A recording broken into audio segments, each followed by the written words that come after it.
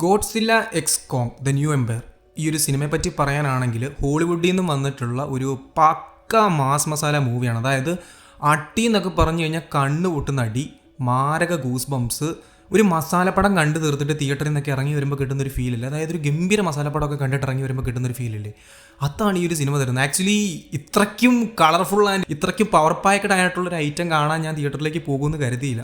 ഇതിൻ്റെ ട്രെയിലർ കണ്ട സമയത്ത് പോലും ഇതൊരു ഗംഭീര സംഭവമായിരിക്കും, അതായത് ഒരു സ്ഥിരം ടെംപ്ലേറ്റ് ഐറ്റം ആയിരിക്കും, പക്ഷേ എന്തെങ്കിലുമൊക്കെ സാറ്റിസ്ഫാക്ഷൻ ഈ ഒരു മൂവി തരും എന്നെനിക്ക് തോന്നിയിരുന്നു. ആ ഒരു സ്ഥിരം ടെംപ്ലേറ്റ് ഐറ്റം ആണെങ്കിൽ കൂടെ തന്ന സാറ്റിസ്ഫാക്ഷൻ എന്ന് പറയുന്നത് വേറെ ലെവലാണ്. ഒരുപാട് ഗംഭീര മൊമെൻറ്റ്സ് ഉണ്ട്, എപ്പിക് മൊമെൻറ്റ്സ് ഉണ്ട്. ഒരു തമിഴ് പടമൊക്കെ കണ്ട്, അതായത് തമിഴ് മാസ് മസാല പടം കണ്ടിട്ട് ഇറങ്ങുമ്പോൾ കിട്ടുന്ന കൈൻഡ് ഓഫ് ഒരു ഫീല് അതിൽ ലെവൽ എടുത്ത് വെച്ചിട്ടുണ്ട്. ബുള്ളറ്റ് ട്രെയിൻ പോണ കണക്കിനാണ് സ്റ്റോറി ലൈൻ പോകുന്നത്. ഒരു സിംഗിൾ പോയിന്റ് പോലും ലാഗ് എടുപ്പിക്കത്തില്ല. ഇവരെന്താണോ ചിന്തിച്ച് വെച്ചേക്കുന്നത് അത് അതേപടി വേറെ ലെവലായിട്ട് സ്ക്രീനിൽ കാണിച്ചിട്ടുണ്ട്. അതായത് മോൺസ്റ്റേഴ്സിൻ്റെ മാരക ഫൈറ്റാണ്. ഹ്യൂമൻസിനൊന്നും ഒരു കൈൻഡ് ഓഫ് വാല്യൂ ഇല്ല. ഈ പടം എന്ന് തന്നെ പറയുന്നത് ഗോഡ്സില്ല, കോങ്, അതുപോലെ തന്നെ വേറെ 2 പ്രധാനപ്പെട്ട വില്ലൻ ക്യാരക്ടേഴ്സ് ഉണ്ട്. അതൊക്കെ ആരൊക്കെയാണെന്ന് ഞാൻ പറയുന്നില്ല. ഇവരുടെയൊക്കെ മാരക അടിയാണ്, ചാന്നം പിന്നടിയാണ്. അതായത് ഇപ്പം ഏറ്റവും ആദ്യത്തെ 2014 ചിത്രം വെച്ച് കമ്പയർ ചെയ്യുമ്പോഴത്തേനും ഈ ഒരു ഫ്രാഞ്ചൈസിയിലെ ഗോഡ്സില്ല എക്സ് കോങ് എന്ന് പറയുന്നത് ഒരുപാട് ഡിഫറൻ്റ് ആണ്. ആ ഒരു സിനിമ ഭയങ്കര റിയലിസ്റ്റിക് ആണെങ്കിൽ ഈ ഒരു സിനിമയിലേക്ക് വരുമ്പോഴത്തേനും നമുക്ക് അത്രയും റിയലിസ്റ്റിക് ആയിട്ട് ഫീൽ ചെയ്യത്തില്ല. ഒരു പക്ക ഫാൻറ്റസി ഫിക്ഷൻ പോലെ നമുക്ക് ഫീൽ ചെയ്യത്തുള്ളൂ. പക്ഷേ വേറെ ലെവലായിട്ട് വളരെ കളർഫുൾ ആയിട്ട് എടുത്ത് വെച്ചിട്ടുണ്ട്. കൂടാതെ സിനിമയുടെ കൂടുതൽ ഭാഗങ്ങൾ നടക്കുന്നത് ഹോളോവർത്തിലാണ്.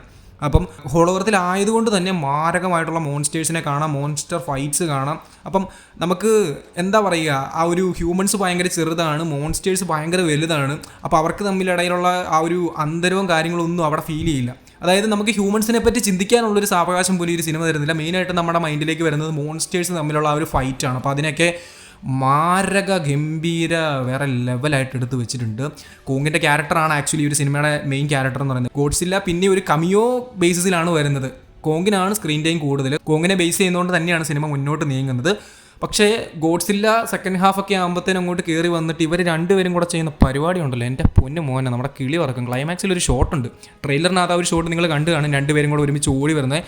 അതൊക്കെ തിയേറ്റർ പൂരപ്പറമ്പാക്കി. ആക്ച്വലി ഇവിടെ UK തിയേറ്ററിലൊക്കെ പോയിരുന്നു കഴിഞ്ഞാൽ നമുക്ക് ഇത്തരത്തിലുള്ള സിനിമകൾ കാണുന്ന സമയത്ത് അധികം കയ്യടിയോ കൂവലുകളോ ഒന്നും കേൾക്കാൻ സാധിക്കത്തില്ല. പക്ഷേ ഞാൻ ഈ ഒരു ചിത്രം കാണാൻ പോയ സമയത്ത് ഒരുപാട് കയ്യടിയും കൂവലുകളൊക്കെ ഉണ്ടായിരുന്നു. എസ്പെഷ്യലി ആ ഒരു ക്ലൈമാക്സ് ഷോട്ടൊക്കെ വന്നപ്പോഴത്തേനും ഒരുപാട് ആളുകൾ കാറുന്നതും കൂവുന്നതൊക്കെ കേട്ടു. അതായത് സിനിമ അത്രയ്ക്കും ഗൂസ് ബംസ് അടുപ്പിച്ചുകൊണ്ടാണ് പോകുന്നത്. പക്ഷേ എല്ലാവർക്കും പിടിക്കണമെന്നില്ല. കാരണം ചില ആളുകൾ പ്രതീക്ഷിച്ച് പോകുന്നത് ഭയങ്കര റിയലിസ്റ്റിക് ആയിട്ടുള്ള ഒരു ഗോഡ്സില്ല കോങ് വേൾഡ് ആയിരിക്കും, അല്ലെങ്കിൽ ഒരു സെറ്റപ്പ് ആയിരിക്കും. പക്ഷേ അങ്ങനത്തെ ഒരു പരിപാടിയല്ല ഈ ഒരു സിനിമ നമ്മുടെ മുന്നിലേക്ക് എത്തിക്കുന്നത്. വളരെ കളർഫുള്ളായിട്ട് വളരെ പവർ പാക്കഡ് ആയിട്ട് പോകുന്നു. എനിക്ക് തോന്നുന്നു ഈ ഒരു ഫ്രാഞ്ചൈസിലെ ഏറ്റവും ബജറ്റ് കുറഞ്ഞൊരു ചിത്രം കൂടെയാണ് ഗോഡ്സില്ല എക്സ് കോങ് എന്ന് പറയുന്നത്. അപ്പം ആ ഒരു സംഭവങ്ങളൊക്കെ വെച്ച് നോക്കുമ്പോൾ തന്നെ ഇവർ വളരെ ഗംഭീരമായിട്ട് തന്നെ എടുത്തു വെച്ചിട്ടുണ്ട്.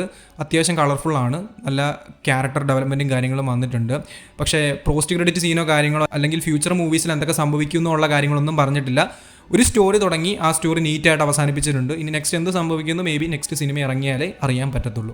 അതുപോലെ തന്നെ മൊണാർക്ക് സീരീസുമായിട്ട് അത്യാവശ്യം കുറച്ച് കണക്ഷനൊക്കെ വരുന്നുണ്ട്. ഒരുപാട് കണക്ഷനൊന്നും വരുന്നില്ല, അതായത് ഡയറക്റ്റ് കണക്ഷനൊന്നും വരുന്നില്ല. പക്ഷേ അവർ ഹോളോവർത്തും കാര്യങ്ങളൊക്കെ ആയിട്ട് ബന്ധപ്പെട്ടുകൊണ്ട് കുറച്ച് കണക്ഷനൊക്കെ വരുന്നുണ്ട്. അപ്പം മൊണാർക്ക് കാണുന്നത് എന്തുകൊണ്ടും നല്ലൊരു തീരുമാനമായിരിക്കും എന്നാണ് എനിക്കിത് കണ്ടു കഴിഞ്ഞപ്പോൾ തോന്നി. മൊണാർക്ക് സീരീസ് കാണാത്തവരായിട്ട് ആരെങ്കിലുമൊക്കെ ഉണ്ടെങ്കിൽ ട്രൈ ചെയ്യുക. ആൻഡ് സിംപ്ലി പറഞ്ഞാൽ ഗോഡ്സില്ല എക്സ് കോങ് ഒരു ഗംഭീര ഫീൽ, അതായത് ഒരു അടിച്ചു പൊളപ്പം പടം കണ്ട് തിയേറ്ററിൽ നിന്ന് ഇറങ്ങിയ ഫീൽ. കാണാത്തവരായിട്ട് ആരെങ്കിലുമൊക്കെ ഉണ്ടെങ്കിൽ മിസ് ചെയ്യരുത് കേട്ടോ. എനിക്കൊരു ഗംഭീര എക്സ്പീരിയൻസ് കിട്ടും.